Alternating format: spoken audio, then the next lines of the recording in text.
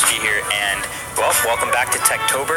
The event that we were waiting for just wrapped up, which means I'm now allowed to share that my daily driver for the past couple days has been the brand new Oneplus 6T. So this phone's had a lot of hype leading up to it. We started seeing those specs and a little bit of design leaks, and basically it got a lot of people waiting for this phone. So the Oneplus 6T is, in the purest sense of the word, an incremental update. Most of it is the same as the Oneplus 6 that we're already familiar with, that I liked a lot.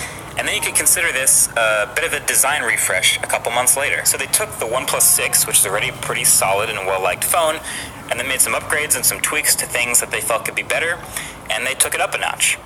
Okay, there's your notch pun for the video. So there are, conveniently, 6 new things with the Oneplus 6T. So first of all, the new display.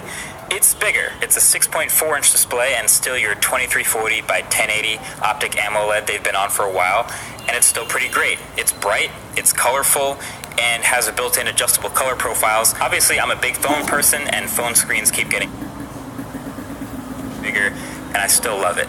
Also, slightly smaller chin than the Oneplus 6. Not drastically smaller, but you can see it when you put them side by side. So the display is definitely an improvement.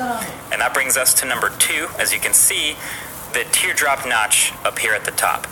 Everything OnePlus wanted to do with the fairly standard notch on the Oneplus 6, they are still doing in the smaller notch on this 6T, except for the notification LED. So up here is the front-facing camera, the earpiece, and the proximity and ambient light sensors. No fancy Face ID, dot projector, or depth sensors or anything like that, but just a pretty solid basic couple things. They can still do their super fast facial recognition with the RGB camera that has its pros and cons, and the speaker is slotted way up here at the top, but it wasn't doing a whole lot anyway, so we're not missing out much by shoving a tiny speaker up there. And for a lot of people, including me, this is an improvement. Larger screen, closer to the bezels, and more room up top for notifications and info. But you can still hide the notch with software if you want to. The only weird feeling I got about it is like how curvy it is. That's quite the curve from left to right. If you remember the Essential phone, that notch had probably about the same volume and total size, but it was pretty rectangular on the sides. This one is all slopey, and then it just touches the top of whatever app you're using in the middle. It's interesting, but you get used to it just like any other notch. Okay, number 3 is the fingerprint reader underneath the display. Something, again, a lot of people were looking forward to. Happy to see this slowly starting to become more common in mainstream phones. So that Oneplus 6 a couple months ago had the fingerprint reader on the back. That's now gone, and it's moved the logo up a little bit in its place. And you can now unlock your phone by just touching the glass. I've left it enabled the entire time I've been using it, and I'd say it's faster than that first gen from the Vivo phone I first tested a couple months ago, but still slower than the gold standard of like Touch ID or a lot of the physical fingerprint readers. It's just somewhere in between. It's not instant, but it's just a little beat of you unlocking your phone. It's getting there. You can't really just touch your finger to the screen and then remove it quickly and get to using the phone. It'll still tell you you're going too fast, but if you leave it there for a beat, you're in pretty quick. The animation is pretty corny, I think, and there's 2 others you can pick from in the software. But the thing is, they all happen at full brightness. That's part of how the tech of this optical fingerprint reader underneath the screen works. It involves shining a light on your fingerprint. So even though it's an OLED and they can keep all the pixels black and the clock is dim to save battery, the fingerprint reader, when it reads your finger, goes to max brightness, and at night that can be kind of annoying. Basically, I was hoping there could be an even more subtle animation than the 3 that were provided. Also, that means that unlocking the phone at night, or when it's dark specifically, is kind of annoying.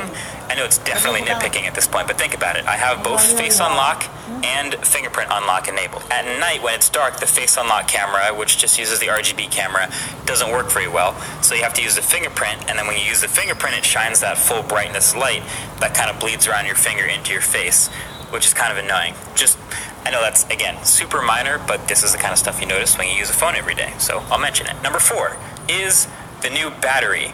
So while the phone is pretty much the same size, this is OnePlus's biggest improvement on paper, going from a 3300 to a 3700 milliamp hour battery. That has been awesome in practice for the endurance of this phone. The 6 was already pretty good, but I'm now getting pretty consistently 5+ hours of screen on time. One of the days I had nearly 6 hours with % left. So it might not be a 4,000 milliamp hour cell, like it isn't the biggest number on paper, but this improvement, thanks to the 1080p OLED and pretty clean software, has this basically my battery champ this year so far, and it still has that incredibly fast charging.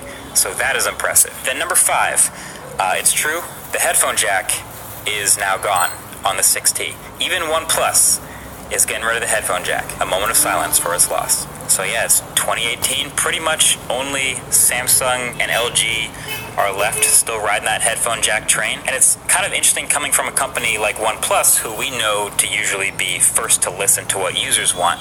So when I asked them what their reasoning was for not having a headphone jack, because I got to ask them directly, they said it's the larger battery and the fingerprint reader under the screen both take up so much extra space in this same size phone that they felt it made sense to get rid of the headphone jack. So that's their words. And the number 6 new different thing is probably the best news. This phone starts at 128 gigs of storage now instead of 64, and for the same exact price as the last one, $549. So you get twice as much storage for the same starting price and this whole new design.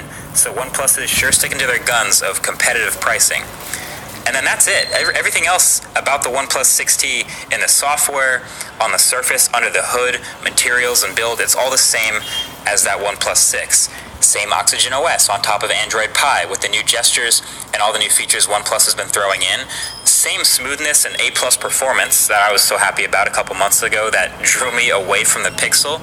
Same Snapdragon 845 and 6 or 8 gigs of RAM, so I expect it to continue to be smooth. Same colors, so it's launching with this Midnight Black or Mirror Black, which means you may still want to toss on a skin from our sponsor D-Brand. This Matrix Black they have happens to look pretty damn good, and now you won't see nearly as many fingerprints, so kind of a win-win there.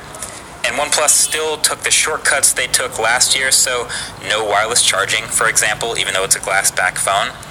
And it's the same exact camera, the hardware, sensor, and lens and everything, as the OnePlus 6. So you can see photos from last year's phone. They are going to start to look better with each round of software updates. They're learning a lot from Pixel and iPhone's HDR techniques and building them in here. Plus, a new night mode is here that does more with longer exposures and dark scenes. But of course, all these changes are also coming to the exact same OnePlus 6 camera, since it's just a software change. And they kept, of course, one of the most important things about the 6, which was a starting price. Easy recommendation. This is a great phone. Now it's also coming with Verizon compatibility, and they're going to start working with T-Mobile. You'll see it in T-Mobile stores, I'm assuming. So this is going to be making its first big push into carriers in the US, which is pretty cool. Yeah, there's a lot going for this phone. It's continued to impress me, even though they got rid of the headphone jack, which is a bummer for a lot of people. But it's been impressive how much they stick with the fast and smooth mantra through their phones. These have been consistently the fastest phones I used for the past couple of years, which is great, and that's a function of how much they care about software. So I have no problem recommending OnePlus 6T. This is just the OnePlus 6 in a prettier, higher tech package with a bigger battery for the same price. Can't really go wrong there. So that's been it. What do you think? Is this your next phone? Let me know. Thanks for watching. Talk to you guys in the next one. Peace.